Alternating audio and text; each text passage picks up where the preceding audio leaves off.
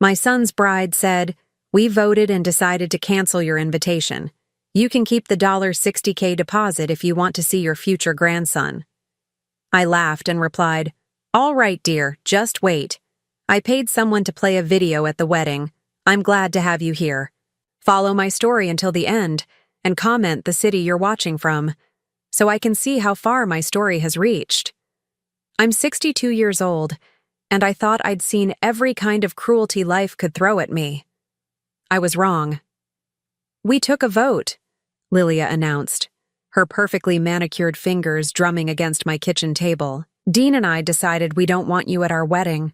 I stood there holding the coffee pot, steam rising between us like the anger building in my chest. For a moment, I couldn't process what she'd just said. This was my kitchen, in the house where I'd raised Dean for 28 years. The same kitchen where he'd eaten countless bowls of cereal before school, where we'd talked through his teenage heartbreaks, where I'd celebrated every milestone of his life. And now this woman, this girl who'd been in his life for barely 2 years, was telling me I wasn't welcome at my own son's wedding. "Excuse me?" I managed to say, setting the pot down before I dropped it. Lilia's green eyes held no warmth, no remorse. She was beautiful in that cold, calculated way that some women perfected. Every blonde hair in place, makeup applied with surgical precision, designer clothes that probably cost more than my monthly mortgage payment. "You can keep the $60,000 deposit if you want," she continued, as if she were discussing the weather. "Consider it your contribution to your future grandchild." The word grandchild hit me like a physical blow. 3 weeks ago, Dean had called me crying with joy, telling me Lilia was pregnant. I'd been planning to be the grandmother I never had. The one who'd spoil this baby, who'd babysit on weekends, who'd be there for every first step and first word. Now she was dangling my grandchild like a carrot, using an unborn baby as a weapon against me.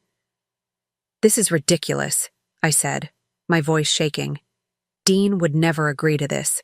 Lilia smiled, and there was something serpentine about it. "Oh, but he did. We had a long conversation about toxic family dynamics and how they affect children. He agrees that distance from certain influences would be healthier for our family." Toxic family dynamics. Those weren't Dean's words. In 28 years, my son had never once called me toxic. Demanding, maybe. Overprotective, certainly. But toxic? That word belonged to someone else's vocabulary. "Where is he?" I demanded. "I want to hear this from Dean himself." "He's at work. He knew this conversation would be difficult for you to accept, so he asked me to handle it." She stood up, smoothing down her expensive dress. "Look, Dolores, I'm not trying to be cruel. I'm just protecting my family. Her family, not our family. Not Dean's family. Her family." I watched her gather her purse, move toward the door as if she owned the place, as if she'd just delivered good news instead of dropping a bomb in the middle of my life. "You know what, Lilia?" I called after her, my voice steadier now. She paused at the door, looking back with that same cold smile. "What? You're right about one thing. This conversation is difficult for me to accept." I moved closer to her, close enough to see the faint lines around her eyes that her makeup couldn't quite hide. "But not for the reasons you think." Her smile faltered slightly. "You see, in all the years I've known my son, he's never once made a major decision without talking to me first. Not about college, not about his career, not about buying his house. So the idea that he'd suddenly decide to exclude me from the most important day of his life without so much as a phone call," I shook my head. "That doesn't sound like the Dean I raised." Lilia's jaw tightened almost imperceptibly. "People change, Dolores. Dean is learning to set boundaries. Or someone's teaching him to." We stared at each other for a long moment. I could see her calculating, measuring, deciding how much resistance I might offer. What she didn't know was that I'd spent 40 years working in human resources, reading people, identifying the manipulators and the troublemakers before they could do damage, and everything about Lilia screamed trouble. "The decision is final," she said, her voice colder now, the fake sweetness completely gone. "You can either accept it gracefully, or we can do this the hard way. But either way, you won't be at our wedding." She walked out without another word, leaving me standing in my kitchen, surrounded by the silence of my empty house. I sank into the chair she'd vacated, still warm from her body heat, and tried to make sense of what had just happened. 2 hours ago, I'd been planning my outfit for my son's wedding. I'd been researching caterers for a small family dinner after the ceremony, thinking about how to welcome Lilia into our family despite my reservations about her. Now, I was apparently the enemy. My phone was in my hand before I realized I'd picked it up. Dean's number was on speed dial, but as I started to call, Lilia's words echoed in my mind. He knew this conversation would be difficult for you to accept, so he asked me to handle it.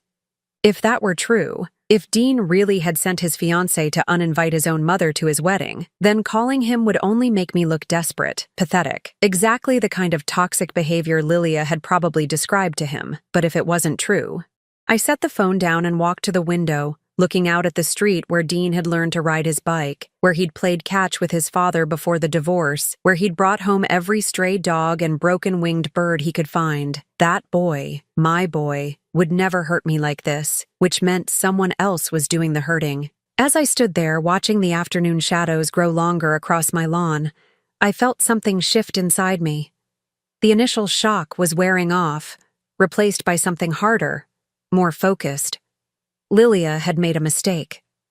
She'd underestimated me, assumed that like most 62-year-old mothers, I'd simply accept this rejection and fade quietly into the background. She was about to learn that she'd picked the wrong woman to underestimate. I picked up my phone again, but this time I didn't call Dean. Instead, I scrolled through my contacts until I found a number I hadn't used in years. Margaret Chen, my former colleague from HR, who'd left the corporate world to become a private investigator. It was time to find out exactly who Lilia really was, and what she was hiding. Margaret arrived at my house 3 days later, carrying a thick manila folder and wearing the same no-nonsense expression she'd perfected during our years in corporate HR. At 65, she was still sharp as a tack, her silver hair pulled back in a practical bun, her dark eyes missing nothing.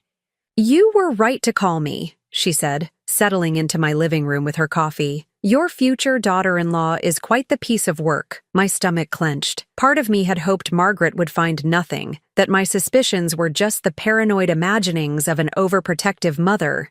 But the grim satisfaction in Margaret's voice told me otherwise. "What did you find?" Margaret opened the folder, revealing photographs, documents, and what looked like printed social media posts. Let's start with her employment history. Or should I say, lack thereof. She handed me a sheet of paper covered in dates and company names, most with red X's marked beside them. In the past 5 years, Lilia has worked at 7 different companies. She's never been fired, always quit voluntarily, usually citing hostile work environments or personality conflicts with supervisors. I scanned the list, recognizing several prestigious firms. These are good companies. I know people who work at half of these places. Exactly. So I made some calls. Margaret pulled out her phone, flipping through her notes. According to her former supervisor at Meridian Financial, Lilia had a talent for causing drama between coworkers. She'd share confidential information, start rumors, then play innocent when conflicts erupted. My hands tightened around my coffee mug. And they all just let her quit? It's easier than dealing with a lawsuit.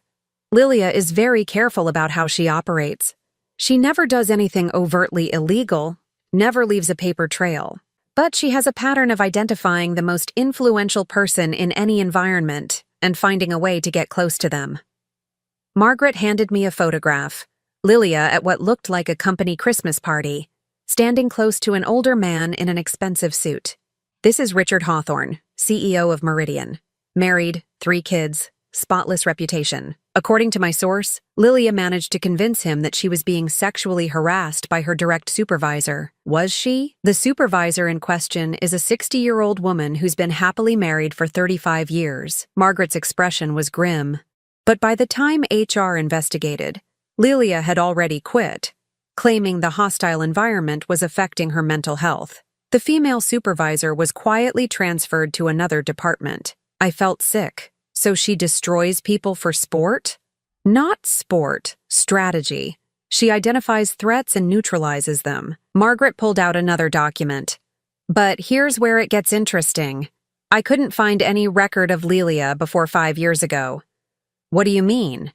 I mean no high school records, no college transcripts, no previous addresses. It's like she materialized out of thin air at age 25. Margaret leaned forward. That takes effort, Dolores. And money. People don't erase their past unless they have something significant to hide. The room felt colder suddenly. I thought about Lilia in my kitchen, so confident, so calculating. What about her family? Dean mentioned her parents died in a car accident. Margaret shook her head. I couldn't verify that story. No obituaries, no accident reports, nothing. Either she's lying about their deaths, or she's lying about who they were. I set down my coffee, my hands shaking slightly. Margaret, what kind of person am I dealing with here? The kind who studies people, finds their weaknesses, and exploits them. Margaret's voice was gentle but firm. And I'm afraid she's been studying your son for 2 years, learning exactly how to manipulate him. Over the next hour, Margaret walked me through what she'd discovered about Lilia's relationship with Dean.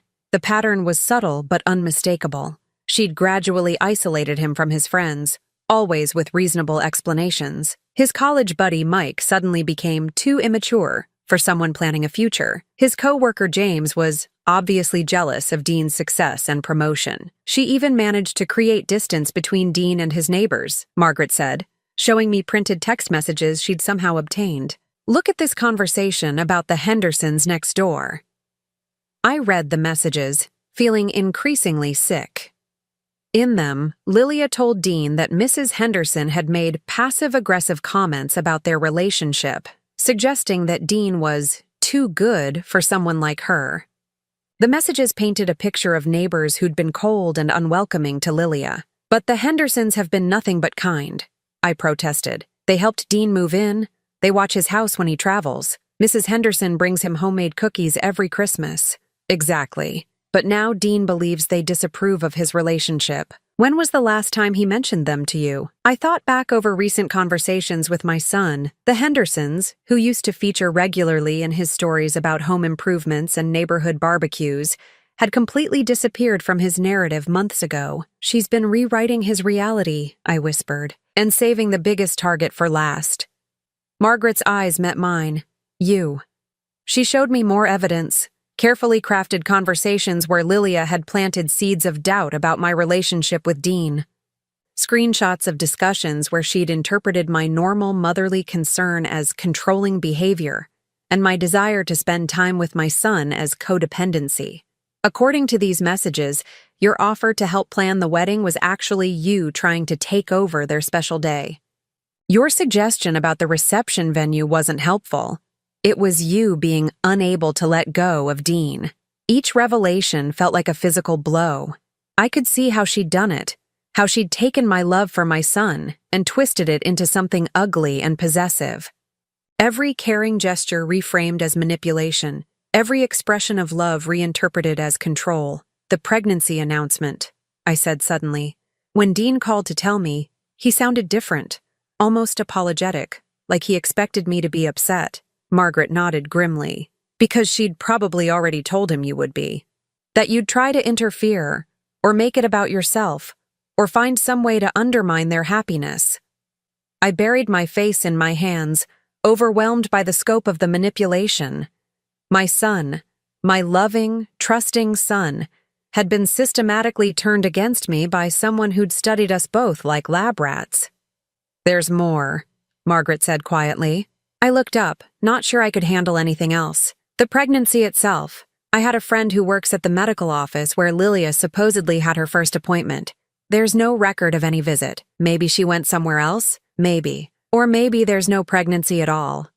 The words hung in the air between us, shocking and yet somehow not surprising. It would be the ultimate manipulation, using a non-existent grandchild to control both Dean and me. I need proof, I said, my voice hoarse. I need something concrete that Dean can't explain away or rationalize. Margaret was quiet for a long moment, studying my face. Are you sure you're ready for this, Dolores? Once we go down this road, there's no going back.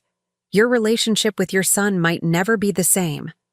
I thought about Dean as a little boy, running to me with skinned knees and broken toys, trusting me to fix everything. I thought about the man he'd become.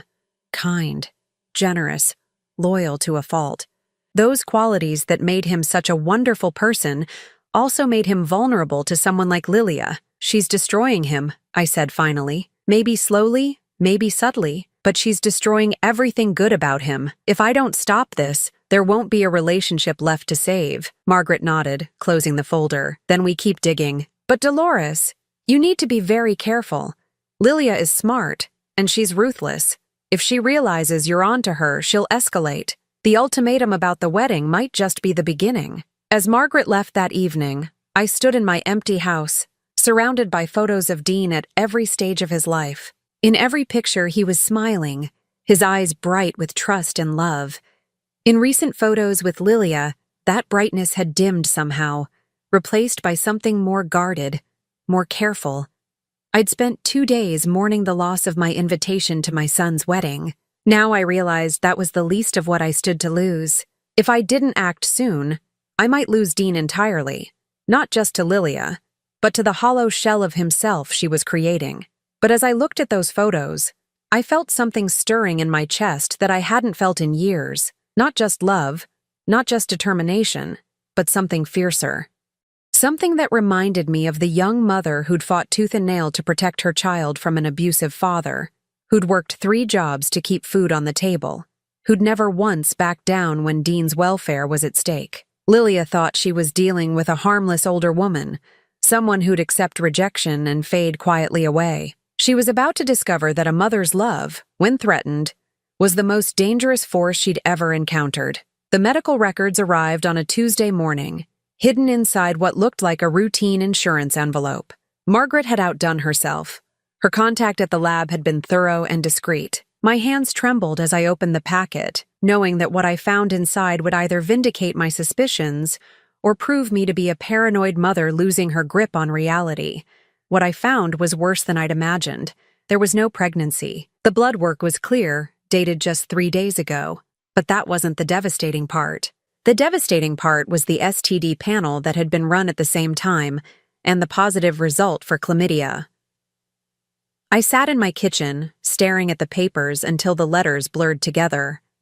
My son, my faithful, loyal son who'd never cheated on anyone in his life, was being systematically infected and betrayed by the woman he planned to marry. My phone rang, startling me out of my shocked stupor. Margaret's name flashed on the screen. "Did you get the package?" she asked without preamble. I got it. My voice sounded hollow, even to me. "Margaret, this is criminal. She's deliberately exposing him to disease, lying about a pregnancy. There's more." Margaret's voice was grim.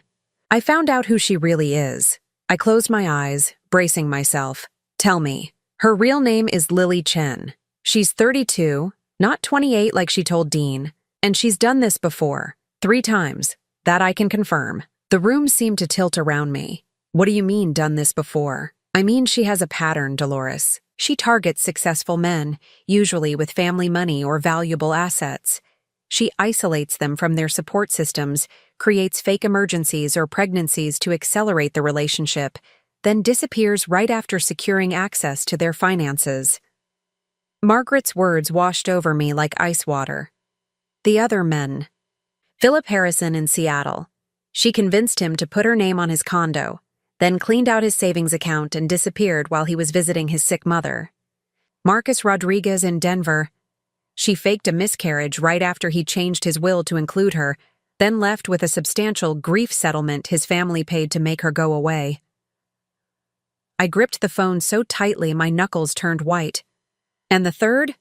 David Kim in Portland. That one got ugly. She actually went through with the wedding, but she'd been having an affair with his business partner the entire time. She and the partner embezzled $200,000 from David's architectural firm before disappearing together. The kitchen was spinning now. I had to grip the edge of the table to keep from falling out of my chair. So Dean is just another mark. A particularly valuable one. Your son has a successful career, a house with substantial equity, and a mother with retirement savings she might be convinced to loan for emergencies." Margaret paused. "Dolores, are you okay? You sound like you're hyperventilating." I was. I forced myself to take slow, deep breaths, but my chest felt tight with rage and terror. How long do we have? Based on her previous pattern, not long. The fake pregnancy accelerates everything. She'll probably manufacture some kind of crisis right after the wedding. A miscarriage that requires expensive medical treatment, or a family emergency that needs immediate financial help. We have to tell Dean. With what proof? She's been building her case against you for months, remember? If you show up with accusations about her past, about fake pregnancies and affairs, what's he going to think? She was right. Dean would think I'd lost my mind, or worse, that I was so desperate to break up his relationship that I'd hired someone to fabricate evidence. Lilia had laid the groundwork perfectly. Anything I said would sound like the delusional rantings of a controlling mother. Then what do? We get proof he can't deny. Something so clear, so undeniable, that even she can't explain it away.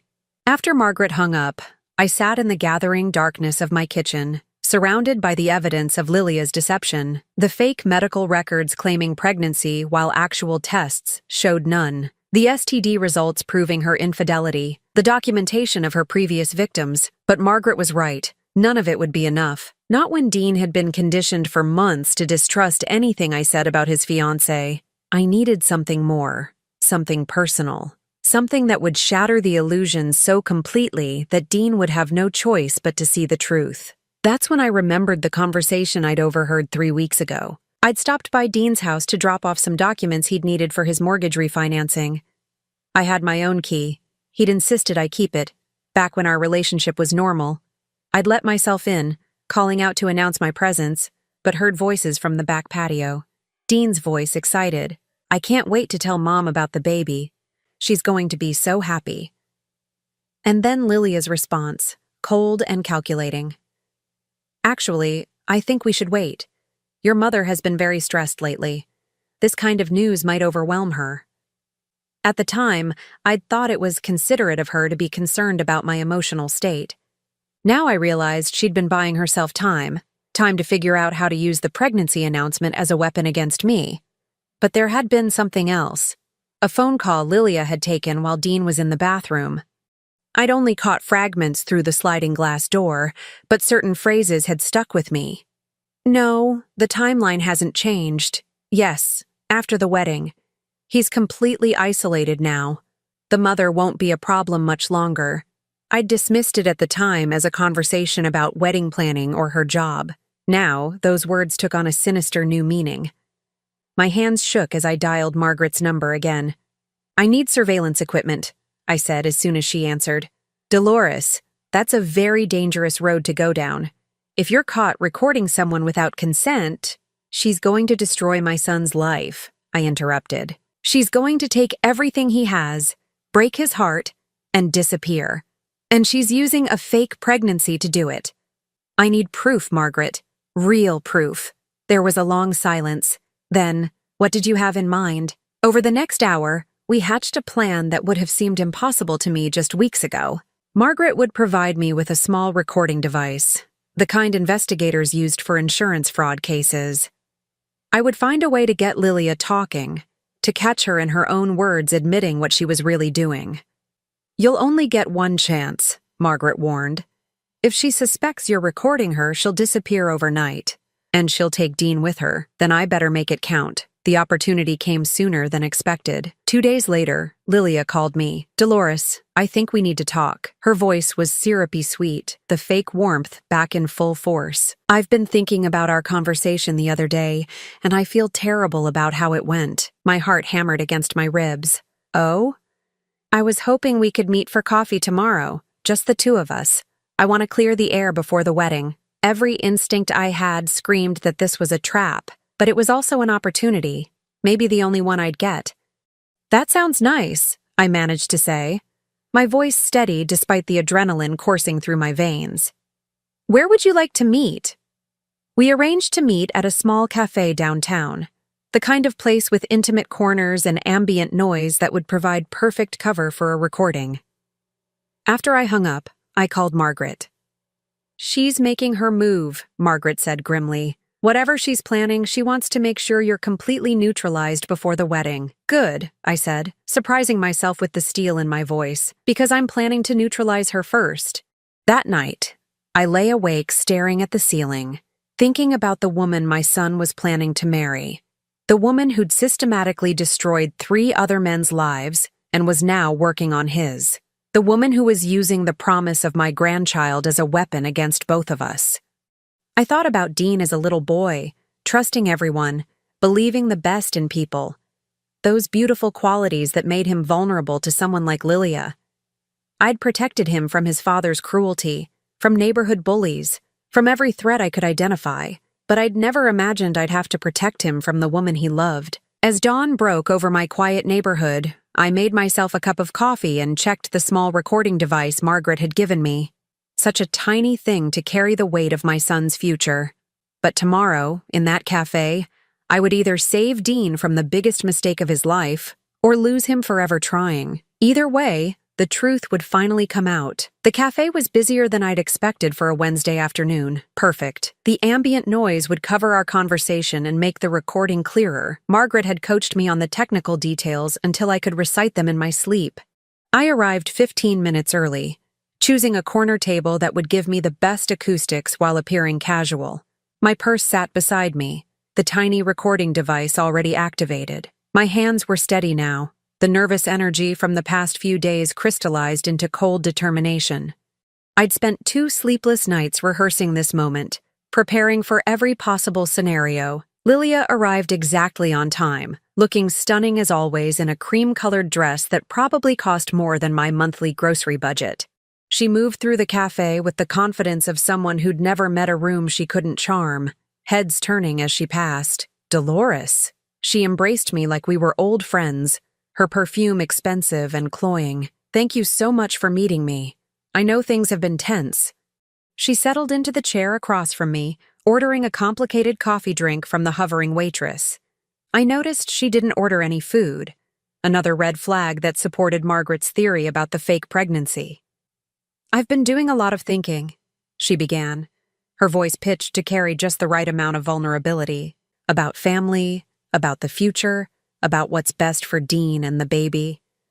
The baby, my non-existent grandchild, the phantom she was using to manipulate us both. I forced my expression to remain neutral, grandmother eager.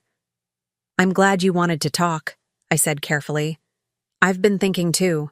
Good. She smiled, but there was something predatory about it. Because I have a proposition for you. My pulse quickened, but I kept my voice level. I'm listening. Lilia leaned forward conspiratorially. I know this whole wedding situation has been difficult.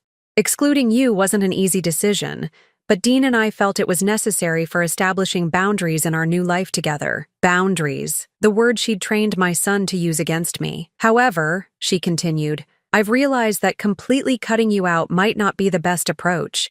After all, you are going to be this baby's grandmother. She paused, letting that sink in. The carrot before the stick. So here's what I'm thinking. We could potentially work out an arrangement, a way for you to be part of our lives, but with clear expectations and guidelines. What kind of arrangement? I asked, though I already suspected where this was heading. Well, Dean and I have been talking about finances lately. Starting a family is expensive, and with my morning sickness, I haven't been able to work as much as usual. She touched her flat stomach delicately. We've been looking at larger houses, thinking about the future, and we've realized we need some help with the down payment. There it was, the real reason for this meeting. How much help? I kept my voice carefully neutral. We were thinking maybe 50,000?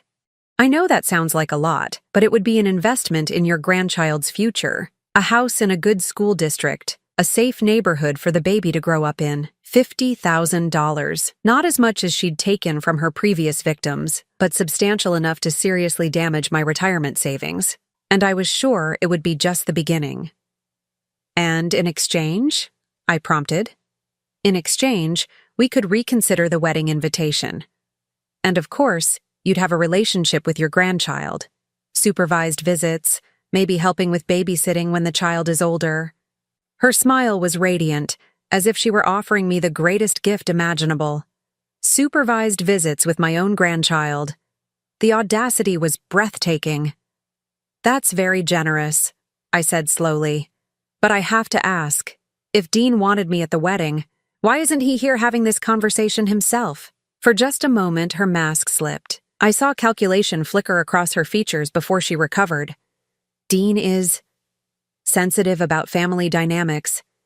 His father's abandonment really affected him, you know. He's terrified of conflict, especially when it involves the people he loves most. She reached across the table to pat my hand. "He asked me to handle this because he knew it might be emotional for both of you." Another lie. Dean had never been afraid of conflict with me. We'd had our disagreements over the years, but we'd always worked through them together. The idea that he'd send his fiancée to negotiate our relationship was so foreign to his character that it confirmed everything Margaret had discovered. "I see," I said. "And this house you're looking at, is it contingent on getting this money from me?" "Not contingent exactly, but it would make things much easier. Dean's been so stressed about finances lately. He wants to provide for our family, but the pressure is really getting to him." She sighed dramatically. "Sometimes I worry about what all this stress might do to his health." The implied threat was subtle but clear. "Give us the money, or watch your son suffer under mysterious stress that would somehow be my fault." "Well," I said, 50,000 is a significant amount. I'd need to think about it, maybe talk to my financial advisor." Lilia's smile tightened almost imperceptibly. "Of course. Though I should mention that we're hoping to make an offer on the house this weekend. Time is a bit of a factor." The pressure tactic, create artificial urgency to prevent me from thinking too clearly or asking too many questions. "I understand, but Lilia, can I ask you something personal?" She nodded, though wariness had crept into her eyes. "This baby means everything to Dean. He's already talking about converting his office into a nursery, about all the things he wants to teach his child." I paused, watching her face carefully. "Have you thought about what will happen if something goes wrong? Pregnancy complications, God forbid a miscarriage?" Her reaction was immediate and telling. Instead of the concern or fear a genuinely pregnant woman might show, her expression sharpened with what looked like irritation. "Why would you even say something like that?" she snapped. "That's incredibly negative thinking." "I'm sorry," I said quickly. "I didn't mean to upset you. I just know how much Dean is looking forward to being a father. If something happened..." "Nothing is going to happen." Her voice was cold now, all pretense of warmth gone. "My doctor says everything is progressing perfectly normally." "That's wonderful. Which doctor are you seeing?" "I'd love to send flowers to the office, maybe a thank you note for taking such good care of my future grandchild." The question seemed to catch her off guard. "Dr. Johnson, at Women's Health Associates." I nodded as if the name meant something to me, though I was certain she'd made it up on the spot. "I'll have to look them up." "Is that the practice on Elm Street?" "No, downtown, on 5th. Another lie, delivered without hesitation. There was no Women's Health Associates on 5th Street. I'd looked up every OB/GYN practice in the city after Margaret first suggested the pregnancy might be fake. "Of course, I'm getting my streets mixed up." I smiled warmly. "I'm just so excited about becoming a grandmother." "When is your next appointment? Maybe Dean could send me a picture of the sonogram." For the first time since she'd arrived, Lilia looked genuinely uncomfortable. We're waiting until the 2nd trimester for the first sonogram. My doctor prefers to be cautious with first pregnancies." Another lie. Most doctors did the first sonogram between 8 and 12 weeks, and if Lilia had been pregnant as long as she claimed, she'd be well into her 2nd trimester by now. "That makes sense," I said. "Medical care has changed so much since Dean was born. I had sonograms every month, it seemed like." "Yes, well, every doctor has their own approach." Lilia glanced at her watch, clearly eager to end this line of questioning. "So about the money." "Right." I pretended to consider it seriously. 50,000 for the down payment, and in exchange I get to attend the wedding and have supervised visits with my grandchild. Exactly. Though I should probably mention that the supervision would just be temporary, until we're sure you understand our parenting philosophy and can respect our boundaries. Our boundaries. Everything was about their boundaries, their rules, their control. "And if I can't come up with the money?" I asked. Lilia's smile returned, but it was colder now. Then I suppose things would continue as we originally planned, the wedding without you, and very limited contact with the baby. Dean agrees that it's important to protect our child from negative influences. There was the stick. Pay up, or lose your son and grandchild forever. I need to think about this, I said, reaching for my purse. When do you need an answer? Soon. Like I said, we want to make the offer this weekend. I stood up, making sure the recording device was still running. Thank you for the coffee, Lilia, and for being so direct about what you want. She stood too, her confidence returning now that she thought she'd delivered the killing blow. I hope you'll make the right decision, Dolores, for Dean's sake and for the baby's. As I watched her walk away, her designer heels clicking against the cafe floor, I felt a strange sense of calm settle over me. She'd given me everything I needed: the extortion attempt, the lies about the pregnancy, the threats about my future relationship with Dean. But more than that, she'd shown me exactly who she was when she thought she held all the cards: cruel, calculating, and utterly without conscience. I sat back down and ordered another coffee, pulling out my phone to call Margaret. The recording had captured every word, every threat, every lie. Now came the hard part, figuring out how to use it to save my son without destroying him in the process. Because one thing had become crystal clear during our conversation. Lilia wasn't just planning to take Dean's money and disappear. She was planning to take Dean himself, to isolate him so completely from everyone who loved him that he'd have no choice but to depend entirely on her. The wedding was just the beginning. The real destruction would come after, when she had him legally bound to her and completely cut off from anyone who might help him see the truth. I had 5 days until the wedding. 5 days to expose her, save my son, and prevent another man from becoming her victim. It was time to turn the tables. The venue was everything I'd expected from Lilia: expensive, ostentatious, and designed to impress rather than celebrate. The Grandview Ballroom overlooked the city, its floor-to-ceiling windows offering a panoramic view that probably cost more for one day than most people spent on their entire wedding. I stood in the parking lot at exactly 2:47 p.m., 13 minutes before the ceremony was scheduled to begin. In my purse was a small tablet, loaded with everything Margaret and I had compiled over the past month. The recording from the cafe, the medical records proving Lilia wasn't pregnant, the documentation of her previous victims, and most damning of all, the photographs. The photographs had been Margaret's breakthrough. Her contact at the lab hadn't just provided medical records, he'd also revealed that Lilia had been there with a man, not Dean. A tall, dark-haired stranger who'd held her hand in the waiting room and kissed her passionately before she went in for her STD test.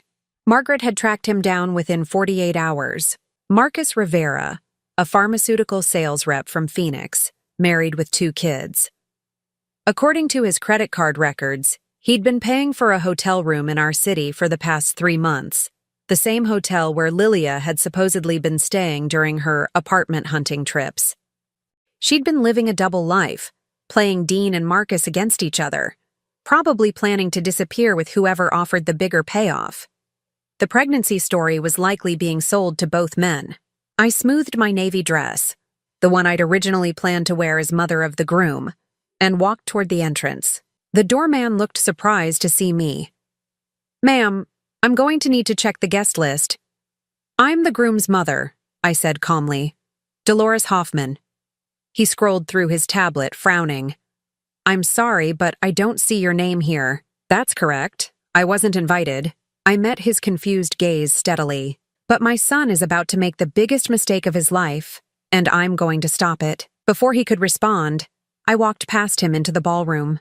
The ceremony was already underway. Dean stood at the altar in the tuxedo I'd helped him pick out, looking handsome, but somehow diminished. The joy I'd expected to see on his wedding day was absent, replaced by something that looked almost like resignation. Lilia faced him in a dress that probably cost more than my car, her veil a cascade of imported lace. She was radiant, glowing with the satisfaction of a predator about to claim her prize. The officiant was speaking about love and commitment, words that felt like mockery in this context. I made my way quietly along the back wall, my heart hammering against my ribs. About 50 guests filled the ornate chairs, mostly Lilia's friends and colleagues, with a scattering of Dean's co-workers who hadn't been successfully isolated yet. I recognized several faces from Margaret's research, other successful men who'd probably been cultivated as backup options. If anyone has a reason why these two should not be wed, the officiant intoned, speak now or forever, hold your peace. The traditional words that were meant to be ceremonial, a formality that no one ever actually invoked. But as they echoed through the ballroom, I stepped forward. I do. The words came out stronger than I'd expected, cutting through the elegant atmosphere like a blade. Every head turned toward me, gasps rippling through the assembled guests. Dean's face went white, his eyes wide with shock and what looked like betrayal. Mom? His voice cracked on the word. Lilia's perfect composure finally shattered. Her face contorted with rage, the mask slipping to reveal something ugly underneath. Get her out of here! She hissed to the security guard near the door. Wait, I called out, pulling the tablet from my purse. Before you have me removed, there's something everyone needs to see. I'd prepared for this moment, practiced it until I could execute it flawlessly. The tablet connected to the ballroom's AV system. Margaret had arranged that detail earlier in the week, posing as a wedding videographer doing a venue walkthrough. The first image that filled the large screens around the room was the medical record. Clear, official, undeniable, a negative pregnancy test dated just 1 week ago. Your bride isn't pregnant, I announced, my voice carrying to every corner of the ballroom. She never was. Dean staggered backward as if I'd physically struck him. That's impossible, the doctor confirmed. What doctor, Dean? I clicked to the next slide, a directory listing showing that the address Lilia had given me didn't exist.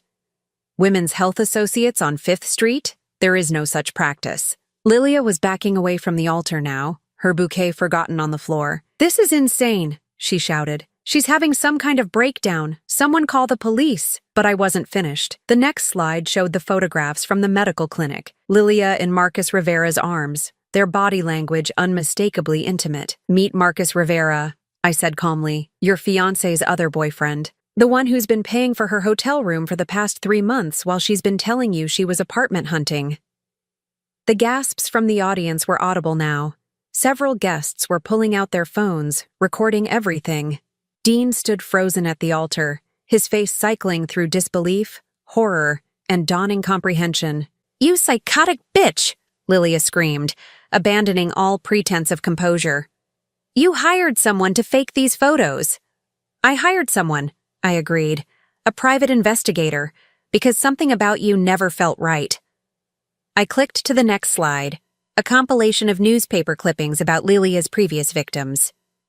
Your real name is Lily Chen. You're 32, not 28, and Dean isn't your first victim. The room erupted in chaos. Guests were standing, talking over each other, some moving toward the exits. But I kept talking, my voice carrying over the noise. Philip Harrison in Seattle, Marcus Rodriguez in Denver, David Kim in Portland. 3 men who trusted you, who believed your lies about pregnancy and love and future. I looked directly at Dean, who was staring at the screens with an expression of absolute devastation. You were just the next Mark, son. The next successful man to be isolated, manipulated, and ultimately destroyed. That's when Lilia made her final mistake. Instead of continuing to deny everything, instead of trying to maintain even a shred of her deception, she snapped completely. You ruined everything, she shrieked, lunging toward me with her hands outstretched like claws. He was supposed to be mine. The house, the money, all of it. Security caught her before she could reach me, but the damage was done. In front of 50 witnesses, she'd essentially confessed to everything. The pretense of love, the manipulation, the financial motivation, all of it laid bare in a moment of pure rage. Dean sank into a chair at the front of the ballroom, his head in his hands. I wanted to go to him, to comfort him, but I knew he needed space to process what had just happened. Instead, I played the final piece of evidence, the audio recording from our cafe meeting. Lilia's voice filled the ballroom, clear and unmistakable, demanding $50,000 and threatening to cut me out of my grandchild's life if I didn't comply. A grandchild that doesn't exist, I said as the recording ended.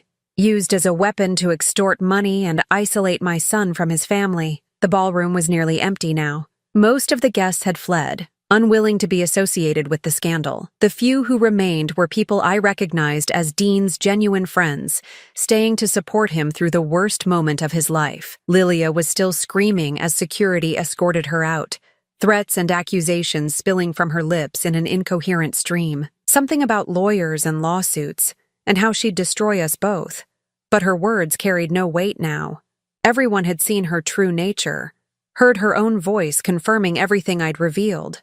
I powered down the tablet and walked slowly toward my son. He looked up as I approached, his eyes red with tears and shock. "Mom," he whispered. "I'm so sorry. I don't understand how I could have been so blind." I sat beside him, careful not to overwhelm him with too much physical comfort too soon. "She's very good at what she does, Dean. She studied you, learned exactly how to manipulate your best qualities against you. But I chose her over you. I believed her lies about you being controlling, about needing boundaries." He shook his head, disgust evident in his voice. "God, Mom, I'm so ashamed." "You have nothing to be ashamed of," I said firmly. "Loving someone, trusting them, wanting to build a life together. Those aren't weaknesses. She exploited your capacity for love, but that capacity is what makes you who you are." We sat in silence for a moment, surrounded by the wreckage of his wedding day. Flowers scattered across the floor, chairs overturned in the chaos, the elegant decorations now seeming like props in a cruel theater. "How long have you known?" he asked finally. "I started suspecting something was wrong when she uninvited me from your wedding, but I didn't have proof until this week." I turned to face him fully. "Dean, I need you to know something. Even if I'd been wrong, even if she'd been everything she claimed to be, I would have found a way to accept her. Because you're my son, and your happiness matters more to me than my own comfort." He broke down then, shoulders shaking with sobs that seemed to come from somewhere deep and primal. All the months of manipulation, isolation, and emotional abuse came pouring out of him. I held him while he cried, this grown man who was still my little boy, and felt my own tears falling silently. The ballroom manager approached us hesitantly. "Sir, ma'am, we need to clear the venue." "Of course," I said, helping Dean to his feet. "We're leaving." As we walked out together, Dean's arm linked through mine. I felt something I hadn't experienced in months, hope. The immediate crisis was over, but I knew the real work was just beginning. Dean would need time to heal, to rebuild his sense of self, to learn to trust his own judgment again. But we would face it together, the way we should have been facing everything all along. Mother and son, family in the truest sense of the word. Behind us, the Grandview Ballroom stood empty, except for the debris of Lilia's final performance. Tomorrow, it would host another wedding, another celebration of love and hope. But today, it had served a different purpose. As the stage where truth finally triumphed over deception, where a mother's love proved stronger than a predator's manipulation. 3 months after the wedding that never was, I stood in my kitchen making Dean's favorite breakfast, blueberry pancakes with real maple syrup. It had become our Sunday tradition, these quiet mornings where we talked about everything and nothing, slowly rebuilding the relationship that Lilia had nearly destroyed. Dean sat at the table, looking healthier than he had in over a year. The hollow look in his eyes had faded, replaced by something I'd almost forgotten, the spark of the sun I'd raised, confident and unafraid. He was reading the newspaper, occasionally making comments about local politics or sports, his voice carrying the easy warmth that had been missing for so long. "Margaret called yesterday," I said, flipping a pancake with practiced ease. "The prosecutor thinks they have enough to charge Lilia with fraud in at least 3 states. Dean looked up from the paper. "Good. She needs to be stopped before she destroys someone else's life." The legal case had been building steadily since the wedding disaster. Margaret's evidence, combined with testimony from Lilia's previous victims, painted a clear picture of systematic fraud. The fake pregnancy, the extortion attempt, the forged medical documents. It was enough to put her away for years. But more importantly, Dean was healing. The first month had been the hardest. He'd moved back in with me temporarily, unable to face the house he'd shared with Lilia, the bedroom where she'd lied to him every night, the office he'd planned to convert into a nursery for a baby that never existed. We'd spent hours talking through the manipulation, identifying the patterns she'd used to isolate him from his friends and family. It was painful work, like performing surgery on his memories, but necessary for his recovery. "I got a call from Marcus Rodriguez yesterday," Dean said, accepting the plate of pancakes I set in front of him. "He wanted to thank us for exposing her. Apparently, she tried to contact him right after the wedding, spinning some story about how I'd abused her and she needed rescue. Did he believe her? For about 5 minutes. Then he remembered how she'd emptied his bank account." Dean shook his head. He said knowing her real pattern helped him process his own experience. He's thinking about writing a book, How to Spot Financial Predators in Relationships. I poured myself coffee and joined him at the table. "That's good. The more people who know about her methods, the harder it'll be for her to find new victims." "Speaking of which," Dean said, his voice taking on a more serious tone, "I wanted to talk to you about something." My stomach clenched automatically. Months of crisis had programmed me to expect bad news, but Dean's expression was calm, even determined. "I've been thinking about the money," he said. "The $40,000 I spent on that wedding. The engagement ring. All of it. I want to do something meaningful with what's left." After the wedding disaster, Dean had been able to recover most of the deposits. The venue, the caterer, even the florist had been sympathetic once they understood what had happened.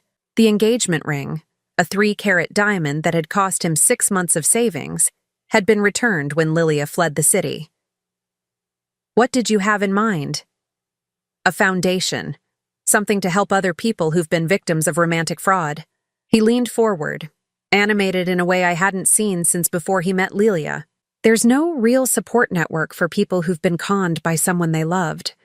No resources, no counseling specifically designed for this kind of trauma." I felt pride swell in my chest. This was my son, the man who'd always wanted to help others, to make meaning from his pain. "That's a wonderful idea," I said softly. "I want to call it the Hoffman Foundation," he continued, "named after the strongest woman I know, the one who refused to give up on me even when I gave up on myself." Tears pricked my eyes. "Dean, I mean it, Mom. You saved my life. If you hadn't investigated her, if you hadn't been brave enough to stand up at that wedding," he shook his head, "I would have lost everything. My house, my savings, maybe even my job if she'd convinced me to relocate like she was planning." We'd learned about the relocation plan from Marcus Rivera. Lilia had been pressuring both men to move to different cities, isolating them further from their support systems while positioning herself to disappear more easily when the time came. My phone rang, interrupting the moment. Margaret's name appeared on the screen. "Sorry," I said to Dean, "but it might be important." "Dolores!" Margaret's voice was tight with excitement. "Turn on Channel 7! Now!" I grabbed the remote, switching to the local news. A familiar face filled the screen, Detective Sarah Chen, holding a press conference outside the courthouse. "Thanks to evidence provided by private citizens and investigators, we've been able to connect Lily Chen, also known as Lilia Hartley, to fraudulent activities in 4 states spanning the past 7 years. The defendant has been charged with wire fraud, identity theft, and conspiracy to commit financial crimes." The reporter cut to file footage of Lilia being led away in handcuffs, her designer clothes replaced by an orange jumpsuit, her perfect hair disheveled. She looked smaller somehow, diminished without her armor of manipulation and lies. "The victims in this case showed remarkable courage in coming forward," Detective Chen continued. "Their willingness to share their experiences has prevented what could have been additional crimes and helped us build a comprehensive case against the defendant." Dean reached over and squeezed my hand. "We did it," he said quietly. The news segment continued with interviews from some of the other victims. Philip Harrison, the man from Seattle, spoke about the importance of recognizing the warning signs. Marcus Rodriguez discussed the shame that kept many victims silent and how sharing their stories could help others. "There's something else," Margaret said over the phone. "The FBI wants to use your case as part of a training program for their financial crimes unit. Your recording from the cafe is apparently a textbook example of extortion tactics." After Margaret hung up, Dean and I sat in comfortable silence, watching the trees outside my kitchen window. The leaves were changing color, fall arriving with its promise of renewal and fresh starts. "I need to tell you something," Dean said eventually, "about the months before the wedding, when I was pulling away from you. I'd been dreading this conversation, afraid of what I might hear, but I knew we needed to have it. Part of me knew something was wrong," he continued. "Not consciously, but somewhere deep down.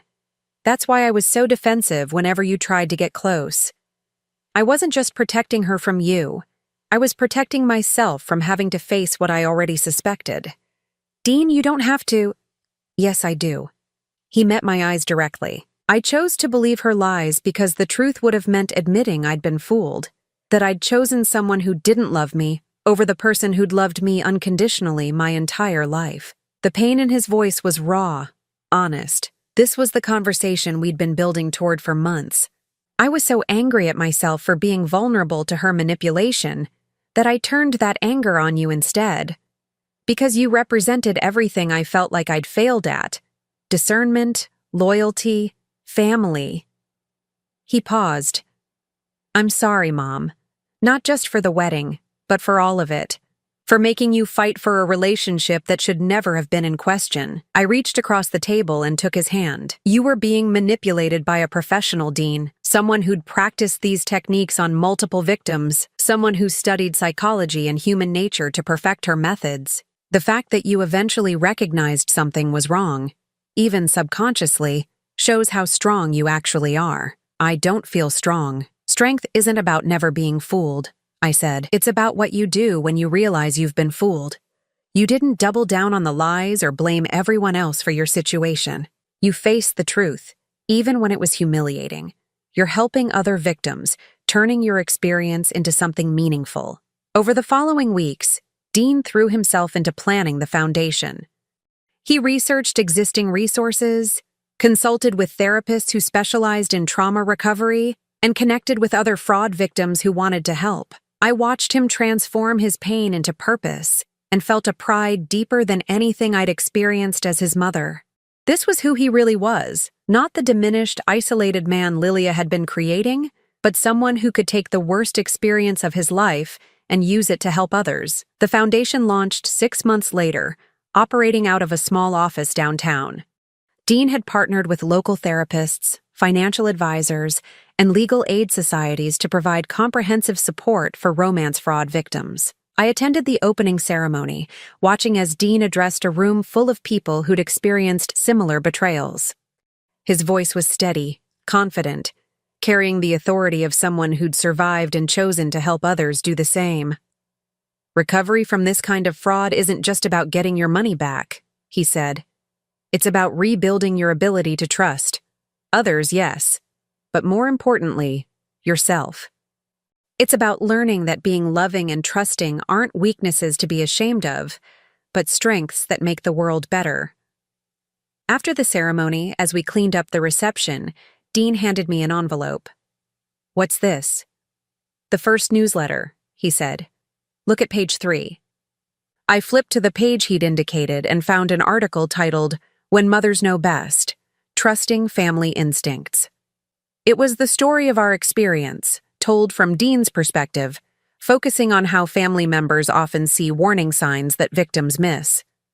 "I wanted people to know," he said, "that sometimes the people who love us most can see what we can't, and that it's okay to listen to them, even when it's painful." The article ended with a dedication. "To my mother, Dolores Hoffman, who never stopped fighting for me, even when I stopped fighting for myself."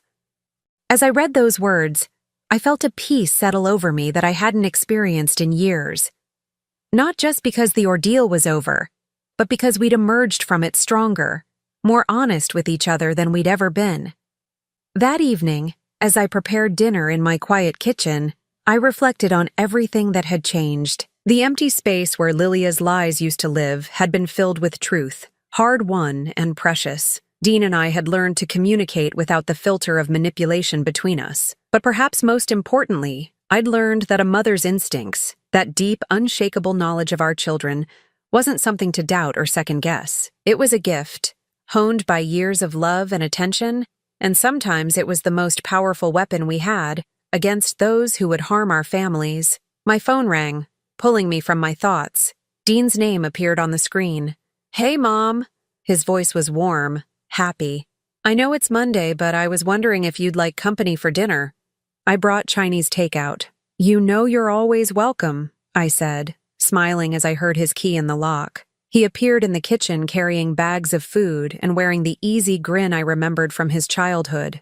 No shadows in his eyes, no tension in his shoulders.